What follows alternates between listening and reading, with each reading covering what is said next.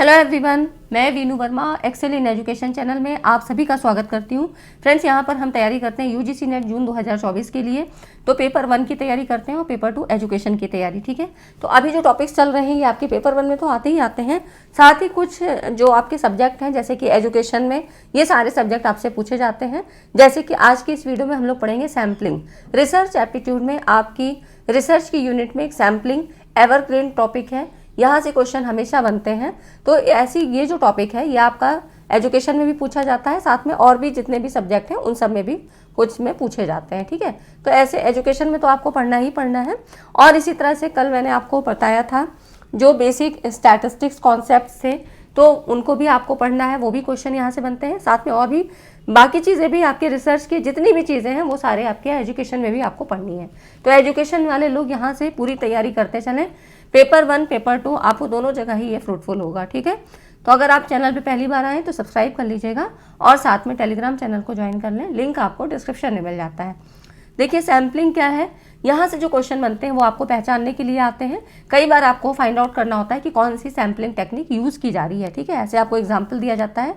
कई बार आपको मैचिंग के लिए पूछ लिया जाता है या आपसे सैम्पलिंग एरर से संबंधित क्वेश्चन पूछे जाते हैं और कुछ बेसिक कॉन्सेप्ट भी पूछे जाते हैं स्टेटमेंट बेस्ड सवाल पे। ठीक है, तो ऐसे बहुत सारे जो आपके यहाँ से क्वेश्चन बनते हैं और इनमें काफ़ी डाउट होता है, तो क्लियर नहीं होने से क्या होता है वो क्वेश्चन आपके गलत हो जाते हैं। ठीक है, तो इसमें कई तरह की सैम्पलिंग टाइप्स बताए गए हैं जो कि आपसे क्वेश्चन में पूछे जाते हैं। तो ज़रूर आप लोग इसको पूरा देखिएगा और वीडियो को लाइक एंड शेयर ज़रूर करिएगा, अपने फ्रेंड सर्कल तक ज़रूर भेजिएगा। ठीक है, जिससे कि उन सब की भी आपकी हेल्प हो जाए आपकी तरफ से भी, और मैं तो अपनी तरफ से पूरी कोशिश कर ही रही हूँ, है ना। तो और जितनी वीडियोस हैं वो भी आप देखिए, और रोज़ शाम को 6 बजे यहाँ पर आपको वीडियो मिल जाती है। पेपर 1 और पेपर 2 एजुकेशन के लिए हम दोनों ही तैयारी यहाँ पर कर रहे हैं। दोनों ही चीज़ें आपको विद कॉन्सेप्ट विद PYQ सारी चीज़ें करवाई जाएंगी। PYQs की बात करें तो हमने अभी पिछले 5 साल के 2018 से 2023 तक के क्वेश्चंस को सॉल्व करना शुरू किया है, जिसमें आपको previous year question 500 expected series, जो 500 इंपॉर्टेंट क्वेश्चन सीरीज है वो आपको प्लेलिस्ट में मिल जाएगी। पूरी प्लेलिस्ट अलग से बनी हुई है PYQ के लिए, और जितने इंपॉर्टेंट कॉन्सेप्ट हैं पेपर 1 के लिए उसकी प्लेलिस्ट भी है। साथ में यूनिट वाइज जितने कॉन्सेप्ट हैं वो भी आपको प्लेलिस्ट में मिल जाएंगे। ठीक है, तो अपनी तैयारी को मजबूत करिए। जो चीज़ें आपने अगर पेड बैच नहीं लिया है तो वो सारी चीज़ें मैं यहाँ पर प्रोवाइड कर रही हूँ, कोई भी कॉस्ट, उसका कोई भी शुल्क आपसे नहीं लिया जा रहा है ना। तो आप अपनी तैयारी करिए और एग्ज़ाम को क्रैक करिए, आपको क्या चाहिए, है ना। तो बिल्कुल मैं पूरी तरह से आपके लिए हेल्प कर रही हूँ। चलिए स्टार्ट करते हैं। हम यहाँ पर सैम्पलिंग प्रोसेस को देखते हैं कि क्या क्या चीज़ें होती हैं। देखिए सैम्पलिंग की अगर हम बात करें एक साधारण भाषा में तो सैम्पलिंग क्या है, जो कि रिसर्च में, है ना, ये सैम्पलिंग क्या है, प्रोसेस है selecting a subset of individual और आइटम, मतलब from a larger population to represent that population for the purpose of research और एनालिसिस। मतलब यहाँ पर कोई भी रिसर्च करने के लिए या आप कोई भी स्टडीज़ करना चाहते हैं तो अगर मान लीजिए वहाँ पर बहुत बड़ी पॉपुलेशन है, बहुत बड़ा ग्रुप है और हम उस पूरे ग्रुप की स्टडी नहीं कर पाते हैं तो हम वहाँ पे क्या करते हैं, एक छोटे से उसमें मतलब उसके एक सबसेट को ले लेते हैं, जो भी वहाँ पर इंडिविजुअल है या आइटम्स हैं उस लार्ज पॉपुलेशंस में से एक छोटे से हम सबसेट मतलब छोटे ग्रुप को वहाँ से छांट लेते हैं और उसमें हम ये मानते हैं कि इस छोटे ग्रुप में वो सारी विशेषताएं पाई जाएंगी जो कि उस बड़े ग्रुप में थी। ठीक है, और इसी छोटे वाले ग्रुप को, क्योंकि ये आसान हो जाएगा हमारे लिए करना, तो हम इसी पे अपनी रिसर्च करते हैं, अपने स्टडीज़ को करते हैं। ठीक है, तो ये सैम्पलिंग का मतलब यही होता है। कर्लिंगर ने क्या कहा, परिभाषा जो उन्होंने दी, देखिए कर्लिंगर की परिभाषा, किसी जीव संख्या या समष्टि से, पॉपुलेशन से, पॉपुलेशन क्या है, एक लार्ज ग्रुप है ना, उस पॉपुलेशन, उस जीव संख्या या समष्टि, मतलब यहाँ पर पॉपुलेशन जो है यहाँ पर कह रहा है selection of any number from a population और यूनिवर्स भी कह सकते हैं इसको, as representative of that population और पॉपुलेशन इज कॉल्ड सैम्पलिंग। मतलब यहाँ पर जीव संख्या या समष्टि, यूनिवर्स भी बोल सकते हैं। ठीक है, यूनिवर्स, है ना, समझ लीजिएगा थोड़ा सा लिखने में। देखिए यहाँ पर क्या है, जीव संख्या समष्टि के प्रतिनिधि के रूप में किसी भी संख्या का चयन प्रतिदर्शन कहलाता है। तो ये क्या करेगा, ये जो छोटा ग्रुप है ना उसको पूरी तरह से रिप्रेजेंट करेगा। रिप्रेजेंट का मतलब क्या है, जो भी क्वालिटीज़ उसमें है बड़े ग्रुप में वो सारी इसमें पाई जाएंगी। ठीक है, तो ये हो जाती है सैम्पलिंग प्रोसेस, सैम्पलिंग का एक तरीका होता है। अब इसकी इंपॉर्टेंस क्या होता है, इससे हमारा क्या होगा, जब हम एक उतने बड़े ग्रुप को नहीं करेंगे स्टडीज़, हम छोटे ग्रुप में ही अपनी सारी चीज़ें स्टडीज़ एनालिसिस कर लेंगे, तो इससे हमारे समय की बचत होगी, हमारा जो है इकोनॉमिकली भी हमें ठीक पड़ेगा। ठीक है, और हमारे एफर्ट भी कम लगेंगे, है ना। तो ये सारी चीज़ें इसके इंपॉर्टेंस में हो जाती है, इसलिए हम सैम्पलिंग करते हैं। पॉपुलेशन क्या है, अभी आपने पढ़ा, यहाँ पर पॉपुलेशन शब्द आया। यही सारी चीज़ें हमने बेसिक स्टैटिस्टिक कॉन्सेप्ट में भी हमने पढ़ी थी, जो आपके सांख्यिकी कॉन्सेप्ट थे, मतलब सांख्यिकी संप्रत्यय, जिनमें आपको पैरामीट्रिक, नॉन पैरामीट्रिक या आपके सैम्पलिंग, है ना, सैंपल, पॉपुलेशन, ये जितने भी सारी चीज़ें थी, स्टैट्स और आपके जो है पैरामीटर क्या होते हैं, ये सारी चीज़ें हमने वहाँ पे पढ़ी थी। और यहाँ कुछ भी चीज़ें आपको यहाँ सैम्पलिंग में भी पढ़नी है। जैसे कि पॉपुलेशन और यूनिवर्स की बात करें तो क्या है, तो देखिए ये क्या है, किसी सुपरिभाषित समूह, किसका, जनसंख्या तथा विश्व का व्यक्तियों, घटनाओं या वस्तुओं के किसी सुपरिभाषित समूह के सभी सदस्यों से है। एक बड़ा लार्ज ग्रुप है और उसमें कोई भी व्यक्तियों का हो सकता है, किसी घटनाओं का हो सकता है, या किसी भी वस्तु का एक बड़ा ग्रुप है, उसी को पॉपुलेशन कहते हैं और यूनिवर्स कहते हैं। ठीक है, अब इसमें देखिए, इसमें भी आपको कहीं कहीं पे मिलेगा फाइनाइट पॉपुलेशन क्या है और इनफाइनाइट पॉपुलेशन क्या है।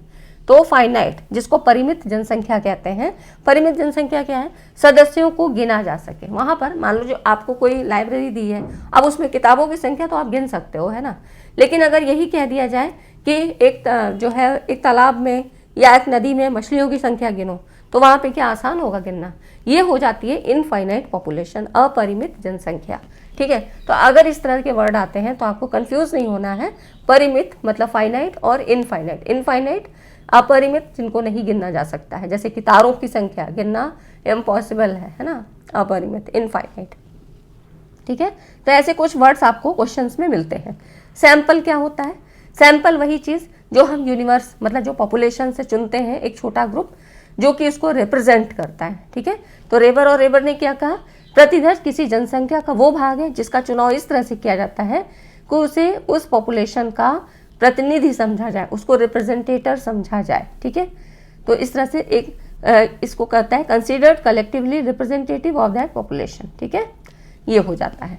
अब देखिए, अब इसमें भी क्या होता है, the following two methods are use to collect information about the population. अब इसमें हम दो मेथड्स को यूज कर सकते हैं, एक होता है सेंसस और दूसरा है सैम्पलिंग।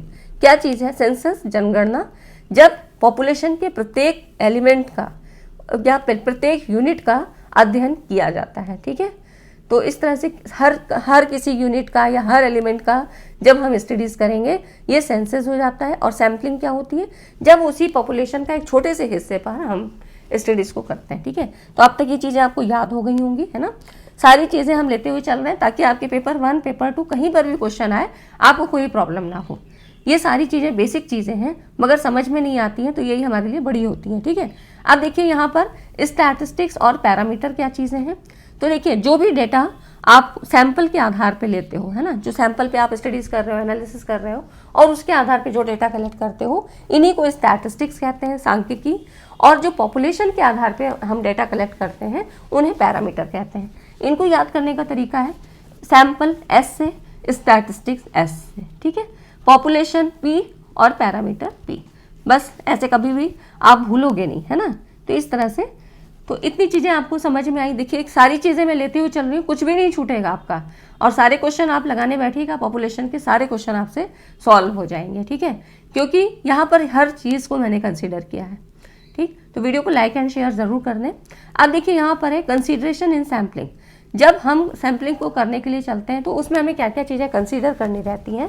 तो यहाँ देखिए, इसमें सैंपल का साइज़, यहाँ पर determining the appropriate sample size to ensure representativeness and statistical power. ठीक है, तो यहाँ पर एक रिप्रेजेंटेटिव किस तरह से रिप्रेजेंट कर रहा है और उसकी स्टैटिस्टिकल पावर कितनी अच्छी है, इसको इंश्योर करना चाहिए। सैम्पलिंग बायस, तो यहाँ पर क्या है कि ये सुनिश्चित करना कि नमूना जनसंख्या का प्रतिनिधि और चयन में यहाँ पर क्या है कि आपको बायस नहीं करना है, बायसिंग नहीं करनी है, पक्षपात नहीं करना है, नहीं तो फिर वहाँ पे सैम्पलिंग एरर आएगी, है ना। तो इस तरह से जब आप सैंपल कर लोगे तो वहाँ पर आपको कोई भी ऐसा पक्षपात वाला काम नहीं करना है। तो इस तरह से सैम्पलिंग बायस, है ना। और ये जो आपकी मतलब सैम्पलिंग साइज़ है ये बहुत ज़्यादा हमारे लिए इम्पॉर्टेंट हो जाती है। एक उत्तम सैम्पलिंग के अपेक्षित गुण में ये मायने रखता है कि जो आपकी सैम्पलिंग साइज़ है ये निश्चित रूप से उपयुक्त हो। सैम्पलिंग साइज़ अगर जैसे कि कहीं पर मान लो सैम्पलिंग एरर आ रही है, कोई भी एरर आ भी रही है, तो सैम्पलिंग साइज़ को हम बढ़ा देते हैं तो उस एरर को कम किया जा सकता है। ठीक है, ऐसे क्वेश्चन भी आपसे पूछा गया है। दूसरा देखिए फिर क्या होता है, सैम्पलिंग मेथड ऐसी हो जिसके द्वारा सैंपल का रिप्रेजेंटेटिव नेचर जो है मतलब बना हो, है ना। सैम्पलिंग जो नेचर है उसका रिप्रेजेंट करने का वो नेचर उसमें दर्शाता हो, तो सैम्पलिंग साइज ऐसी हमारी होनी चाहिए, है ना, और पूर्वाग्रह नहीं होना चाहिए। सैम्पलिंग फ्रेम जनसंख्या के सदस्यों की पहचान करने के लिए उपयोग की जाने वाली सूची, मतलब फ्रेमिंग में क्या आप लेते हो, कौन कौन से हमको सैंपल में लोगों को रखना है ना। तो इस तरह से जो पॉपुलेशन के सदस्यों की पहचान करने के लिए जो भी मेंबर्स हैं उनको क्या फ्रेम में एक बना लेना। सैम्पलिंग मेथड आपका पर्पस क्या है ना, कौन सी मेथड को हम यूज़ करेंगे, हमारा रिसर्च ऑब्जेक्टिव क्या है, तो इस तरह से हम जो है कौन से मेथड का यूज़ करेंगे, ये जो है सारी चीज़ें कंसिडरेशन के अंतर्गत आती हैं। ठीक है ना, तो ये हो गई आपकी बेसिक चीज़ें जो आपके सैम्पलिंग के अंतर्गत होती हैं। अब टाइप्स ऑफ सैम्पलिंग की अगर हम बात करें, देखिए इसमें दो तरह की होती हैं, एक प्रोबेबिलिटी सैम्पलिंग, एक नॉन प्रोबेबिलिटी। फ़र्क क्या है, प्रोबेबिलिटी सैम्पलिंग जिसको प्रोबेबल कहते हैं, संभाव्यता जो है चयन, है ना, तो इसको देखिए यहाँ पर संभाव्यता प्रतिचयन। तो प्रोबेबिलिटी सैम्पलिंग में क्या होता है, इसमें पॉपुलेशन के सदस्यों के सैंपल में शामिल की जाने की संभावना ज्ञात होती है ना। तो यहाँ पर क्या होगा, जो प्रोबेबल सैम्पलिंग है इसमें पॉजिटिव अप्रोच ये होता है कि इससे प्राप्त होने वाले सैंपल रिप्रेजेंटेटिव होते हैं। जो भी हम सैंपल लेंगे ना वो रिप्रेजेंटेटिव, क्योंकि सभी के चुने जाने की संभावना है सैंपल के अंतर्गत। ठीक है, तो ऐसा नहीं है कि यहाँ पर कोई भी सदस्य छूट जाएगा, वो उन सभी के सदस्यों के इसमें सैंपल में चुने जाने की संभावना होती है। तो यहाँ पर इस कंक्लूजन जो हमारा निष्कर्ष निकलता है उसको हम काफ़ी विश्वास के साथ उसी पॉपुलेशन या उसी के समान दूसरे पॉपुलेशन पे इसको हम जनरलाइज कर सकते हैं। ठीक है, तो मतलब जो भी यहाँ पर रिजल्ट आता है उसमें क्या होता है, कोई भी बायस नहीं है, क्योंकि रैंडम प्रोबेबिलिटी सैम्पलिंग है। तो यहाँ पर सारी चीज़ें क्या होंगी कि सभी के चुने जाने की संभावना होगी, तो वो क्या करेगा, अच्छा रिप्रेजेंटेटर बनेगा, अच्छी तरह से रिप्रेजेंट कर सकता है। इसमें कौन कौन से मेथड होते हैं, तो simple random sampling, stratified sampling, systematic sampling है, फिर क्लस्टर सैम्पलिंग है। ये सारी, अब देखिए इन चारों को आपको याद कर लेना है। ठीक है, कौन कौन सी, simple random, stratified, systematic and cluster, तीनों आपकी एस से हैं, बाकी एक क्लस्टर है ना। जब ये सारी आप प्रोबेबल के अंतर्गत रख देते हैं, अब जितनी भी बचेंगी ये आपकी नॉन प्रोबेबल सैंपल में आती हैं। नॉन प्रोबेबल में क्या होता है, इसमें पॉपुलेशन के सदस्यों को सैंपल में शामिल किए जाने की संभावना ज्ञात नहीं होती है। रिसर्चर अपनी इच्छा अनुसार कार्य करता है, तो जब अब कोई भी अपनी इच्छा अनुसार कार्य करेगा, कोई भी डिसिप्लिन के अंतर्गत नहीं करेगा, तो उसमें क्या होगा, एरर आएगी। ठीक है, अब यहाँ पर ये नॉन प्रोबेबल सैंपल हो जाती है, इसमें हम जनरलाइजेशन हम आराम से नहीं कर पाते हैं। ठीक है, क्योंकि इसमें क्या है, रिसर्चर ने अपने मन मुताबिक काम किया है, तो ये नॉन प्रोबेबल सैंपल हो जाता है। इसमें फ़ायदा ये होता है कि कम श्रम, है ना, यहाँ पर हमारी मेहनत ज़्यादा नहीं लगती है, धन भी कम लगता है और कम समय में तैयार किया जा सकता है, ये नॉन प्रोबेबल होता है। ठीक है, क्योंकि रिसर्चर अपने हिसाब से यहाँ पर किसी भी मेथड का यूज़ कर लेता है और अपने तरीके से वो ये काम करता है ना। तो यहाँ पर क्या होता है कि बस हमारी जो ड्रॉबैक इसका क्या होता है, नॉन प्रोबेबल का, इसमें रिप्रेजेंट सही ढंग से नहीं कर पाते, मतलब जो सैंपल है ना इस चीज़ को रिप्रेजेंट नहीं कर पाता है कि वो पॉपुलेशन को सही तरह से रिप्रेजेंट कर पाए। ठीक है, तो ये इसकी कुछ खामियां होती हैं नॉन प्रोबेबल सैंपल की। कौन कौन सी होती हैं, अब मैंने आपको कहा ना कि खाली आप प्रोबेबिलिटी वाली याद रखिए, बाकी आपको एग्जाम में कई कुछ नए नाम भी मिल जाते हैं, तो वो आप सीधे नॉन प्रोबेबल सैंपल में कंसीडर करिएगा। ठीक है, जैसे कि convenience sample, purposive sampling, snowball, quota sampling, इसी तरह से और होती है, मल्टी स्टेज है, डेंस है, सैचुरेशन सैम्पलिंग। ठीक है, तो ये सारी चीज़ें भी आपकी नॉन प्रोबेबल सैंपल में आती हैं। तो जो खास है उनको यहाँ पर हम बता रहे हैं, है ना। तो ये सारी चीज़ें आपकी हो जाती हैं probable and non probable sampling. इतनी चीज़ें आपको समझ में आ गई होंगी, है ना। अब देखिए यहाँ पर हम इनको सबको समझ लेते हैं, क्योंकि यही आपको पहचानने के लिए आती हैं। कि कौन सी प्रोबेबल है, कौन नॉन प्रोबेबल है ना, ये आपसे पूछा जाता है। इसी तरह से दे दिया जाएगा और आपसे कहेगा कि क्या किस में प्रोबेबल है, कौन सी नॉन प्रोबेबल है। ऐसे ही क्वेश्चन पूछे गए, कुछ क्वेश्चन भी आपको मैं करवा दूंगी तो आपको ये पता लगेगा कि किस तरह से क्वेश्चन आते हैं। प्रोबेबिलिटी सैम्पलिंग, इसमें देखिए सिंपल रैंडम सैम्पलिंग। अब सिंपल रैंडम में क्या है, यहाँ पर देखिए सिंपल रैंडम में each member of the population has an equal chance of being selected, है ना। तो यहाँ पर जैसे कि बताया आपको कि इसमें क्या होगा कि मतलब सिंपल रैंडम में प्रोबेबिलिटी सैम्पलिंग में आता है तो सभी के चुने जाने की संभावना बराबर होती है, ठीक है। तो यहाँ पर ये रैंडम सैम्पलिंग हो जाती है और इसमें सारे सदस्यों के चुने जाने की संभावना रहती है। यहाँ पर रिसर्चर अपने हिसाब से कुछ नहीं करता है। अब इसमें कुछ मेथड्स यूज़ किए जाते हैं, जैसे कि lottery method, table of round, है ना, और क्या राउंड अप नंबर, है ना, और दूसरा है कॉइन टॉसिंग, मतलब जो कॉइन हम टॉस करते थे ना, सिक्का उछालने की विधि जो होती है, ये सारी चीज़ें, और फिश बॉल ड्रा, है ना, फिश बॉल ड्रा, ये सब जो है इसमें आपकी सिंपल रैंडम सैम्पलिंग को यूज़ करने के तरीके हो जाते हैं। कौन कौन सी, लॉटरी मेथड हो गई, टेबल ऑफ रैंडम जो है नंबर, और आपका कॉइन, है ना, सिक्का उछालने की, फिर फिश बॉल ड्रॉ, ये सारी चीज़ें आपकी सिंपल रैंडम सैम्पलिंग की टेक्निक्स होती हैं, तरीके होते हैं, मेथड्स। स्ट्रेटिफाइड सैम्पलिंग में क्या हो जाता है, स्ट्रेटिफाइड तो यहाँ पर यह हमने पढ़ा सिंपल रैंडम सैम्पलिंग। अब इसमें क्या होता है, यदि एक शोधकर्ता जनसंख्या से सैंपल का चयन इस प्रकार से करना चाहता है कि सैंपल में प्रत्येक सदस्य को समान अवसर मिले, तो यहाँ पर सिंपल रैंडम सैम्पलिंग का हम यूज़ करेंगे, है ना। तो इसमें सभी के चुने जाने की संभावना होती है और यहाँ पर आसानी से डेटा हम कलेक्ट कर सकते हैं, कितना भी बड़ा ग्रुप हो, है ना। तो ये हो जाती है simple random sampling. Stratified sampling में क्या होती है, ये समझ में आ गई। स्ट्रैटिफाइड सैम्पलिंग में क्या होती है, population divided into sub groups, strata कई स्तरों में बांट दिया जाता है और random samples are taken from each stratum. तो यहाँ पर क्या होता है कि कई स्तरों में बांट दिया जाता है और फिर वहाँ से हम सैंपल का चयन करते हैं। तो ये आपकी हो जाती है स्ट्रैटिफाइड रैंडम सैम्पलिंग, ठीक है। तो यहाँ पर अलग अलग समूहों में इसको बांट देते हैं और ये जो ग्रुप्स होते हैं ना, ये होमोजेनियस टाइप के, है ना, सब ग्रुप्स में बांट देते हैं, जिनको स्ट्रैटा कहते हैं, ठीक है। जैसे कि मेल फीमेल का बांट दिया और गर्ल्स बॉयज़ का बांट दिया, इस तरह से अलग अलग स्ट्रैटा में बांट देते हैं। ऐसे ही आपको क्वेश्चन में भी पूछा जाता है, ऐसे ही फीचर्स के आधार पे आपको आंसर देना होता है। सिस्टमैटिक सैम्पलिंग, सिस्टमैटिक सैम्पलिंग में selecting every nth individual from A list और क्यू, मतलब यहाँ पर कोई भी आपकी कोई लिस्ट है, अब वहाँ से आपको हर 10वें व्यक्ति का चयन करना है, ठीक है। अगर लिस्ट 100 लोगों की है तो आप 10वें नंबर पे, फिर 10 के बाद 20वें नंबर पे, ऐसे हर 10वें नंबर पे लिस्ट में सेलेक्ट करते जाएंगे, तो एक सिस्टमैटिक सैम्पलिंग हो जाती है, ठीक है। nth सैम्पलिंग जिसको बोलते हैं, nth इंडिविजुअल, है ना, nth नंबर, nth n कोई नंबर है और इसी को हम मान लेते हैं कि इस नंबर पे हमको जो है सेलेक्ट करना है, ठीक है ना। तो इस तरह से ये आपकी हो जाती है।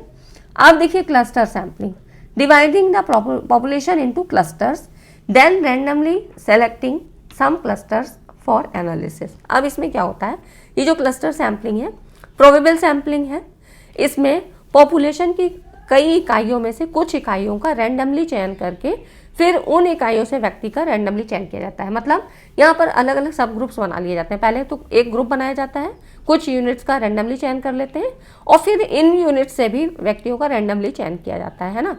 तो जब काफ़ी एरिया बड़ा होता है, जैसे कि कोई भौगोलिक एरिया है, तो यहाँ पर जब काफ़ी बड़ा होता है तो इस तरह से हम यहाँ पर कर सकते हैं कि कुछ चुने गए इकाइयों में से सब यूनिट्स का रैंडमली चयन करके सैम्पलिंग ये की जाती है, क्लस्टर सैम्पलिंग, है ना। ये हो जाती है क्लस्टर सैम्पलिंग, ठीक है। जनसंख्या को समूह में विभाजित करना, फिर विश्लेषण के लिए रैंडमली रूप से कुछ समूहों का चयन करना, ठीक है, उन्हीं पे से फिर कुछ सब यूनिट्स का चयन करके फिर किया जाता है, ठीक है। तो ये समझ में आ गया। सिस्टमैटिक क्या हुई, जो सिस्टम के आधार पे होगी, हर 10वें नंबर पे तो हर 10वें, हर 5वें नंबर पे तो हर 5वें, ठीक है। क्लस्टर सैम्पलिंग भौगोलिक एरिया के आधार पे, काफ़ी बड़ा एरिया है तो उसमें से कुछ यूनिट को बांटेंगे, फिर इन यूनिट्स में ही सब यूनिट्स को बांट के तब हम सैम्पलिंग करेंगे, ठीक है। ये हो गया। इतनी चीज़ें समझ में आई तो वीडियो को लाइक एंड शेयर ज़रूर कर दें, क्योंकि काफ़ी इंपॉर्टेंट टॉपिक है। अगर समझ में आ गया तो यहाँ से आपके कई बार एक क्वेश्चन, कई बार 2 क्वेश्चन ऐसे आ जाते हैं, है ना। अब देखिए हम नॉन प्रोबेबल सैंपल, यहाँ पर नॉन प्रोबेबल जिसमें कि सभी के चुने जाने की संभावना नहीं होती है, ज्ञात नहीं होती है या नहीं होती है। तो यहाँ पर देखिए कन्वीनियंस सैम्पलिंग। कन्वीनियंस सैम्पलिंग में क्या हो गया, ऐसे व्यक्तियों का चयन करना जो सुविधाजनक, तो यहाँ पर रिसर्चर अपने हिसाब से करता है, ठीक है, तो यहाँ पर अपने हिसाब से चुनेगा। तो इसमें विशिष्ट मतलब कन्वीनियंस सैम्पलिंग में मतलब यहाँ पर क्वालिटेटिव रिसर्च में अक्सर यहाँ पर इसको यूज़ किया जाता है। तो कन्वीनियंस सैम्पलिंग इसमें अपनी सुविधा के अनुसार जो आसानी से अवेलेबल हो, रिसर्चर के पहुँच में हो, तब वो अपने हिसाब से कन्वीनियंस सैम्पलिंग कर लेता है, ठीक है। Purposive sampling. पर्पजिव सैम्पलिंग में क्या होता है कि यहाँ पर विशिष्ट विशेषताओं या मानदंडों के आधार पर व्यक्तियों का चयन किया जाता है, ठीक है। तो पर्पजिव सैम्पलिंग में यहाँ पर कुछ खास विशेषताओं को रखा जाएगा या कुछ ऐसी चीज़ों को, तो इसमें आपका ये हो जाता है कि कुछ ऐसी क्राइटेरिया सेट कर दी जाए, है ना। Selecting individual based on specific characteristic और क्राइटेरिया, कुछ भी कोई भी मापदंड आप रख सकते हो, ठीक है। तो ऐसी कोई भी क्राइटेरिया सेट कर देते हैं और उसके आधार पर फिर सैम्पलिंग को चयन करते हैं, ठीक है। तो यहाँ पर सिस्टम ये हो गया कन्वीनियंस और पर्पजिव हो गया, है ना। अब उसके बाद देखिए फिर है स्नोबॉल सैम्पलिंग, काफ़ी पूछी जाती है, एंड कोटा सैम्पलिंग। तो यहाँ पर देखिए सबसे पहले हम बात करते हैं कोटा सैम्पलिंग। तो ये क्या है, non random sampling method where individuals are selected based on predefined codes, example age और जेंडर, है ना। तो कोटा सैम्पलिंग में क्या होता है कि कुछ जो है सेटिंग प्री डिटरमाइंड कोड्स पहले से पूर्व निर्धारित, है ना, पूर्व निर्धारित कोटा के आधार पर चुना जाता है। जैसे कि मान लो एज के आधार पे, जेंडर के आधार पे कहीं पर हमें ऐसी सैम्पलिंग करनी है जहाँ पर पहले से ही चीज़ें निर्धारित कर दी गई कि यहाँ पर इतनी एज होनी चाहिए, इस जेंडर के लोग होने चाहिए। तो इस तरह से ये हो जाती है प्री डिटरमाइंड, पूर्व निर्धारित कोटा, है ना, कोटा सैम्पलिंग। स्नोबॉल सैम्पलिंग क्या है, बहुत ज़्यादा इंपॉर्टेंट है, यहाँ से सवाल आपसे काफ़ी पूछे जाते हैं, तो ये काफ़ी इंपॉर्टेंट हो जाती है स्नोबॉल। स्नोबॉल क्या होती है, प्रारंभिक प्रतिभागी अपने परिचितों से अतिरिक्त प्रतिभागियों की भर्ती करते हैं, ठीक है। अब ये कहना क्या चाह रहा है, देखिए स्नोबॉल सैम्पलिंग क्या है, ये आपकी क्या हो गई, यहाँ पर नॉन प्रोबेबल में ही आ जाती है। तो इसमें क्या हुआ, जो है स्नोबॉल सैम्पलिंग उस समय सहायक होता है जब प्रतिभागी जो आपके पार्टिसिपेंट्स हैं ऐसे समूह से संबंधित होते हैं जिन तक पहुँचना कठिन होता है, ठीक है। तो शोधकर्ता कुछ व्यक्तियों के साथ रिसर्च शुरू करता है, ठीक है, कुछ के साथ शुरू करेगा जिसके साथ जिनमें भी ये सारे क्राइटेरिया फिलअप हो रहे होंगे, तो उनके साथ वो रिसर्च शुरू करेगा और फिर यही लोग जो है आगे और लोगों तक यहाँ पर उनको संबंधित करते हैं, ठीक है। तो इस तरह से एक चेन क्रिएट होती है और इस तरह की जो कोटा सैम्पलिंग आपकी होती है ये आपकी जो जैसे कि मेडिकल बैकग्राउंड में इस तरह की जगहों पे ये ज़्यादा यूज़ होती है ना। तो आपकी जो ये स्नोबॉल सैम्पलिंग है, मेडिकल है, साइंटिफिक रिसर्च है, यहाँ पर ज़्यादा यूज़ होती है। तो स्नोबॉल सैम्पलिंग में इसमें ऐसे मतलब पूछा जाता है कि जैसे कि मान लो किसी डॉक्टर को, यहाँ पर मैंने कल भी आपको बताया था इसके बारे में, क्वेश्चन हमने किया था। तो स्नोबॉल सैम्पलिंग मतलब कि जैसे कि मान लो किसी नई दवा के बारे में कोई रिसर्च करनी है, तो उस डॉक्टर से पूछा जाएगा क्या आपने इस दवा के इफेक्ट को कहाँ देखा, कहाँ से एनालाइज किया, है ना, कोई आपने पत्रिका पढ़ी, कोई जर्नल्स पढ़ा, कहाँ से चीज़ें आपको मिली। तो इस तरह से और सोर्सेज का भी पता लगता है, मतलब चेन निर्धारित यहाँ पर की जाती है, ठीक है। तो स्नोबॉल क्या है, नॉन प्रोबेबल का एक प्रकार होता है और इसमें जहाँ तक उसकी पहुँच है उस ग्रुप से शुरू करेगा और फिर वही ग्रुप आगे अपने और संबंधित ग्रुप तक पहुँचाएगा। तो यही कह रहा है कि अपने परिचितों से अतिरिक्त, मतलब प्रारंभिक प्रतिभागी अपने परिचितों से अतिरिक्त प्रतिभागियों की भर्ती करते हैं, ठीक है। तो पहले कोई एक ग्रुप आएगा, इनिशियल पार्टिसिपेंट्स होंगे और उन्हीं से फिर दूसरे और ग्रुप भी जो है उनके साथ जुड़ते जाते हैं, ठीक है। तो ये हो जाता है आपका स्नोबॉल सैम्पलिंग। और इसी तरह से आपकी और भी सैम्पलिंग अगर उनके नाम भी आ जाते हैं तो आपको सबको नॉन प्रोबेबल में ही कंसीडर करना है, ठीक है। जैसे कि मल्टी स्टेज में involves a combination of different sampling techniques. It often includes multiple stage of random sampling, है ना, जैसे कि selecting clusters, then selecting sub clusters, इस तरह से। तो ये मल्टी स्टेज मतलब कई तरह का उसमें आ जाएगा, ठीक है। तो ऐसे ही आपकी ये सारी चीज़ें आपकी आ जाती हैं नॉन प्रोबेबल सैम्पलिंग में, ठीक है। तो अब इसमें तो कोई प्रॉब्लम आपको होनी नहीं चाहिए क्योंकि सारी चीज़ें मैंने आपको कंसीडर करके बता दिया है ना। अब देखिए यहाँ पर कुछ क्वेश्चन देख लीजिए। यहाँ पर कह रहा है कि non probable samples use available respondents and no specific selection procedure is followed. देखिए नॉन प्रोबेबल क्या कह रहा है कि किसी विशिष्ट चयन पद्धति का अनुसरण नहीं किया जाता है। बिल्कुल सही बात है ना। नॉन प्रोबेबल में क्या है, रिसर्चर अपने हिसाब से ही जो भी उसको सैम्पलिंग मेथड यूज़ करना है वो यूज़ कर लेता है अपनी सुविधा के अनुसार, है ना, अपने पहुंच के अनुसार। ये बात बिल्कुल सही है। अब दूसरा स्टेटमेंट कह रहा है non probability samples accurately characteristic reflect the population, परिशुद्ध ढंग से जनसंख्या की विशेषताओं को प्रतिबिंबित करता है। तो नॉन प्रोबेबल नहीं, प्रोबेबल में ऐसा होता है, ठीक है। तो ये वाला आपका रॉन्ग हो जाता है ना। तो इस तरह से ये वाला रॉन्ग हो जाता है। ऐसे ही क्वेश्चन आपसे पूछे जाते हैं, तो इसलिए कॉन्सेप्ट का क्लियर होना बहुत ज़रूरी होता है। नेक्स्ट आप देखिए, जब कोई शोधकर्ता पूरी जनसंख्या को खंडों में विभक्त करता है तो कहलाता है, जैसे कि एक यूनिट में बांटा फिर उसी से सब यूनिट्स में बांटेगा, तो ये आपकी कौन सी हो जाएगी इसमें देखिए, तो आपको यहाँ पर ये क्लस्टर सैम्पलिंग हो जाती है, ठीक है। कई तरह के गुच्छों में, मतलब क्लस्टर्स में उनको बांटा जाता है, क्योंकि बाकी देखिए सबके तो फीचर्स अलग अलग हैं। तो इस तरह से ये क्लस्टर सैम्पलिंग बहुत आसान यूनिट है आपकी और आराम से हो जाएगी अगर इस तरह से आप पूरी पढ़ाई करेंगे, है ना। आप देखिए फिर से स्टेटमेंट का सवाल है, snowball sampling. Snowball sampling is a type of random sampling. नहीं, ये गलत है, क्योंकि ये आपका देखिए दूसरे वाले टाइप में आ रहा था, है ना, नॉन प्रोबेबल में। इसीलिए मैंने कहा कि आप पहले जो आपकी प्रोबेबल सैम्पलिंग की 4 हैं उनको आप याद कर लीजिए, उसके बाद जो बचेंगी वो आपकी इसमें आती हैं, ठीक है, नॉन प्रोबेबल में। तो ये वाला गलत हो जाता है क्योंकि ये रैंडम सैम्पलिंग नहीं है। Snowball sampling is helpful when participant belong to hard to reach groups, है ना। तो ये बिल्कुल सही बात है। स्नोबॉल सैम्पलिंग उस स्थिति में सहायक होता है जब प्रतिभागी ऐसे समूह से संबंधित होते हैं जिन तक पहुंचना कठिन होता है, ठीक है। तो बिल्कुल सही बात है, ये वाला सही है, ये इसका एक फीचर्स होता है, ठीक। तो ये हो गए आपके कुछ क्वेश्चन। ऐसे ही मैंने आपको पहले भी क्वेश्चन करा रखे हैं, खाली रिसर्च की जो है पॉपुलेशन मतलब जो आपकी इससे सैम्पलिंग के जितने भी क्वेश्चन हैं वो मैंने आपको करवा रखे हैं, ठीक है। तो आप वहाँ पर देखिएगा, पूरी क्वेश्चंस को देखिए, और ये सारे क्वेश्चन अभी 2023 वाले हैं, ठीक है। तो ये हो गए आपके जितने 2023 में 3 बार एग्जाम हुआ है, तो वो सारे क्वेश्चन ये वाले हैं, ठीक है। तो पहले वाले आप वहाँ से देख लीजिए, सारी तैयारी आपकी हो जाएगी। तो ठीक है फ्रेंड्स, आज की वीडियो में इतना ही। वीडियो में कैसा लगा, आपको समझ में आया? क्योंकि आज मैंने पूरी तरह से A to Z सारे कॉन्सेप्ट को समझाने की कोशिश की है।